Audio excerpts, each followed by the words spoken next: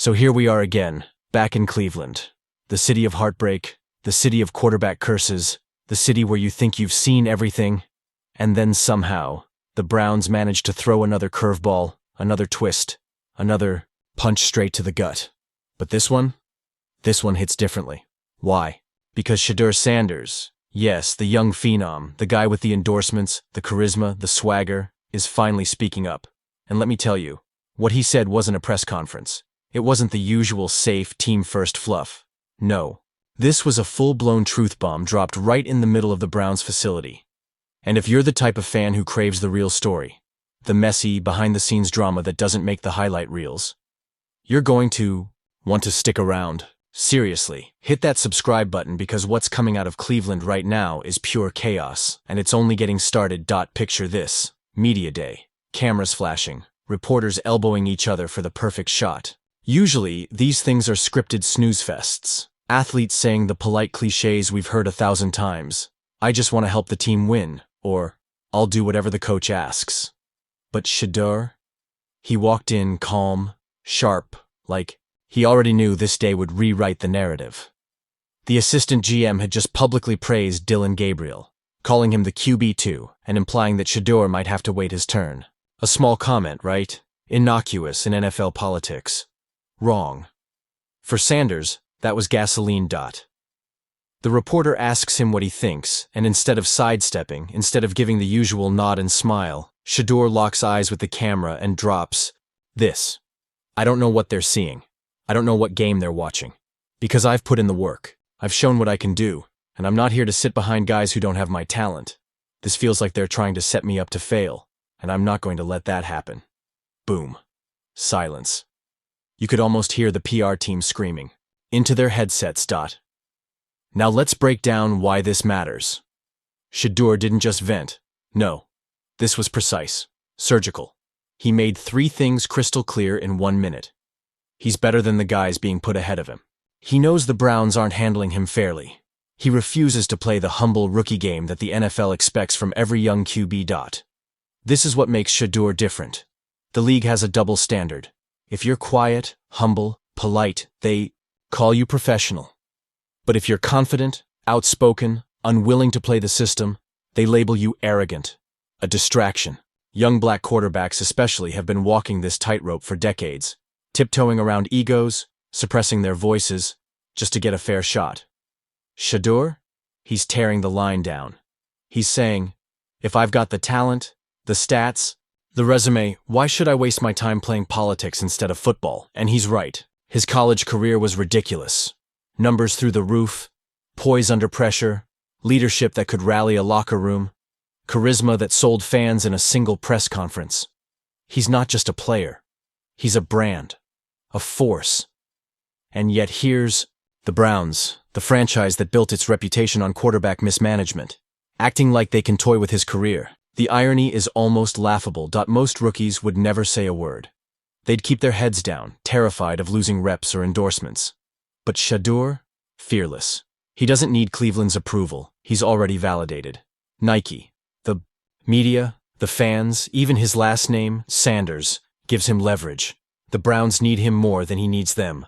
Of course, backlash came fast. Analysts wagging fingers on TV. Scouts whispering about character concerns. But fans?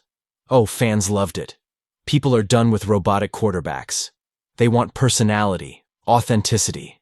They want someone who says what everyone else is too, scared to voice. Shedeur just delivered that, and he did it with style.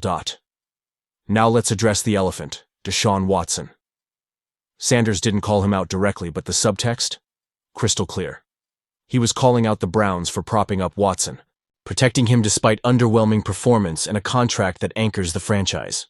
And if that's true, everything Shedeur said makes perfect sense. Because the young talent waiting in the wings, the future of the team, is the one getting buried. In Kevin Stefanski. Reports say he was furious, red-faced, veins popping. But here's the thing. Stefanski isn't in control anymore. The second Shedeur spoke, the narrative shifted. Now every failure by Watson or Gabriel will be compared to the rookie on the bench. Every blown lead, every 3 and out, it's all going to circle back to Shedeur not playing. History isn't on Cleveland's side either. They've burned quarterbacks for decades. Johnny Manziel, Brady Quinn, Brandon Weeden, Baker Mayfield. The list goes on. And now, with a real star, they're doing the same thing. Burying him. Sanders didn't just call them out. He exposed the pattern. But here's the brilliance. He didn't come off bitter. Not at all. Confident, savvy, unapologetic. That's leadership, whether the Browns admit it or not. And let's not forget the Deion Sanders factor. Primetime didn't just play football. He played the media, and he won. Shedeur inherited that playbook. He knows how to turn controversy into conversation, criticism into fuel. Every headline, every debate, every hot take just makes him trend harder, makes his endorsements more valuable, makes his brand stronger. So, what does this mean for the future? For the Browns, chaos. Pure chaos. They're already the punchline of every quarterback joke, and now a rookie is publicly airing the dirty laundry. This will ripple through free agency, the draft, locker rooms, because players talk.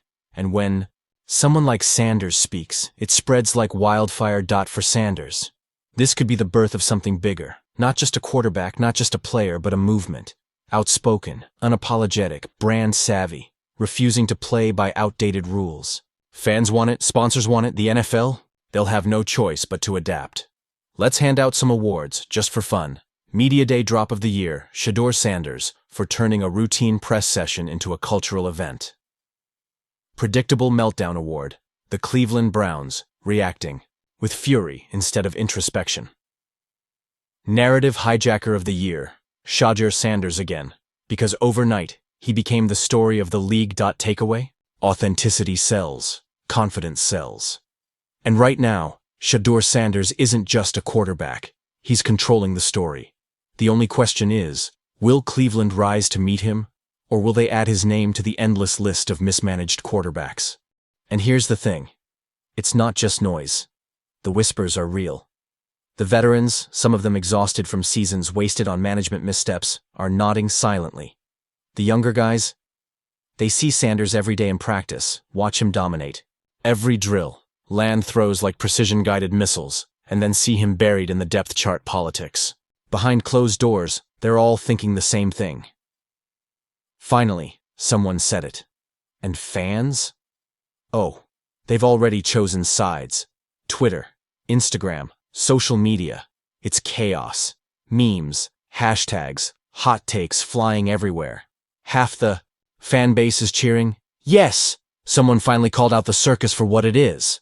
The other half? Clutching pearls, saying he hasn't earned the right yet. But here's the kicker. It's not Watson they're talking about. It's not Gabriel. It's not Stefanski, it's Sanders. He owns the narrative now. And that's exactly the point. Sanders didn't step up to complain. He stepped up to take control, to tell his story on his terms. The NFL loves to romanticize quarterbacks. The humble underdog, the silent worker, the team-first leader. Sanders? He's rewriting the playbook. He's the outspoken truth-teller, the guy who says what everyone else is thinking but too scared to voice. And in today's media landscape, that's pure gold. And here's where it gets deeper. Culturally, this matters. Sanders' honesty isn't just boldness, it's audacity. Because let's be real, a young black quarterback speaking his mind, refusing to wait his turn, refusing to stay polite, that rattles the old guard. Imagine if Arch Manning said the same thing. Headlines would scream leadership and fire. But Sanders? Arrogant, disruptive, a distraction. The double standard is glaring. And Sanders knows it. In fact, part of why he spoke out might have been to shine a light on it. This isn't just about football, it's about agency, refusing to let a franchise dictate his story. That's why fans, especially the younger ones, are eating it up. They're done with cookie-cutter QB narratives.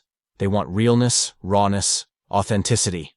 Sanders delivers that by the truckload. Meanwhile, the league office? Sweating bullets. Not because players criticize teams, that happens all the time, but because this represents a threat to the hierarchy. Coaches above players, owners above all. And if Sanders' honesty becomes the new trend, if more young stars start refusing to be silenced, calling out dysfunction in public, that's a seismic shift. That's dangerous for the league's control. And brands? Oh, they're loving it. Every viral quote, every trending clip, his market value climbs. Controversy sells. It's as simple as that. Now, let's hand out some awards because this saga deserves them. First, the Torchlighter Award goes to Shedeur Sanders for igniting a full-blown media firestorm with just a few sentences. PR Dumpster Fire Award, Assistant GM, whose innocent praise of Dylan Gabriel lit the match. And the Most Predictable Meltdown Award? Kevin Stefanski, reportedly losing it behind closed doors instead of staying cool. But the real question: what happens next? Option 1. The Browns try to silence Sanders, bench him, leak stories, try to paint him as immature. That only makes him look like the truth teller standing up to the system. Option 2. The Browns cave, acknowledge the fan support, the talent, and finally give him his shot. If he plays and succeeds, narrative flips. He's a prodigy forcing his way into greatness. Option 3. Sanders forces a move, a trade to a franchise that appreciates him, and teams across the NFL start circling. One way or another, Sanders isn't going back into silence. That press conference? Not a slip-up, it was a warning shot. And let me set the stage for the chaos in Cleveland right now. Picture the Browns facility as a pressure cooker. Every hallway buzzing, assistants whispering, veterans side-eyeing, media vans circling outside like vultures. And in the middle of it all, two men circling each other like heavyweight boxers. Before the first bell, Kevin Stefanski and Shedeur Sanders. Stefanski holds the headset, the supposed authority, but Sanders, he holds the juice. He's the headline. He's the future fans are chanting for. And when the guy with a headset fights the guy who owns the headlines, you already know how that plays out in today's NFL. Behind closed doors, Stefanski is reportedly livid, pacing, snapping markers in half. This isn't just a comment, it's humiliation, a challenge to his control. Sanders? Calm, collected, cracking jokes in practice, dapping up teammates. He's daring Stefanski to make him the villain. And teammates?